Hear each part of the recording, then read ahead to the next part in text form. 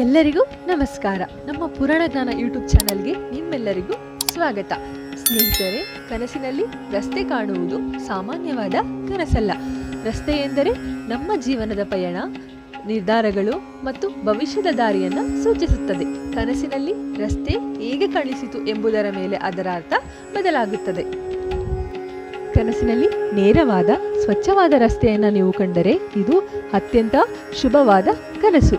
ನಿಮ್ಮ ಜೀವನದಲ್ಲಿ ಯಶಸ್ಸಿನ ದಾರಿ ತೆರೆದುಕೊಳ್ಳಲಿದೆ, ಹಾಗೆ ನೀವು ಮಾಡುತ್ತಿರುವ ಕೆಲಸದಲ್ಲಿ ಉತ್ತಮ ಫಲ ಸಿಗಲಿದೆ ಎಂಬುದರ ಸೂಚನೆಯನ್ನು ಈ ಕನಸು ನೀಡುತ್ತದೆ.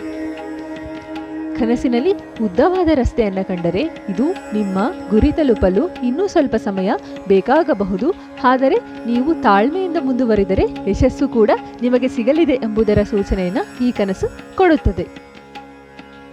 ಕನಸಿನಲ್ಲಿ ಒಡೆದ ಅಥವಾ ಹಾಳಾದ ರಸ್ತೆಯನ್ನು ಕಂಡರೆ ಇದು ಎಚ್ಚರಿಕೆಯ ಕನಸು.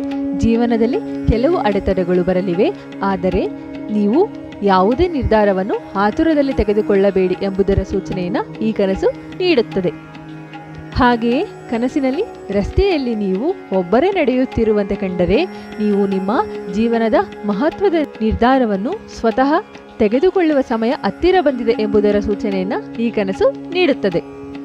ಒಂದು ವೇಳೆ ಕನಸಿನಲ್ಲಿ ವಿಶಾಲವಾದ ರಸ್ತೆಯನ್ನು ಕಂಡರೆ ಇದು ನಿಮ್ಮ ಜೀವನದಲ್ಲಿ ನಿಮಗೆ ಹೊಸ ಅವಕಾಶಗಳು ನಿಮ್ಮನ್ನು ಹುಡುಕಿಕೊಂಡು ಬರಲಿವೆ. ಅವು ಉದ್ಯೋಗ, ವ್ಯವಹಾರ ಅಥವಾ ಶಿಕ್ಷಣದಲ್ಲಿ ಉತ್ತಮ ಪ್ರಗತಿಯೂ ಕಾಣಬಹುದು ಎಂಬುದರ ಸೂಚನೆಯನ್ನು ಈ ಕನಸು ಸಂಕೇತಿಸುತ್ತದೆ.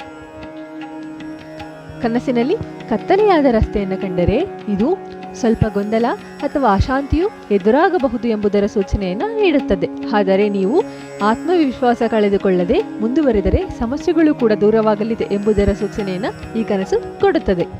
ಪುರಾಣದ ನಂಬಿಕೆಯ ಪ್ರಕಾರ ರಸ್ತೆ ಎಂದರೆ ಒಂದು ಜೀವನದ ಮಾರ್ಗ.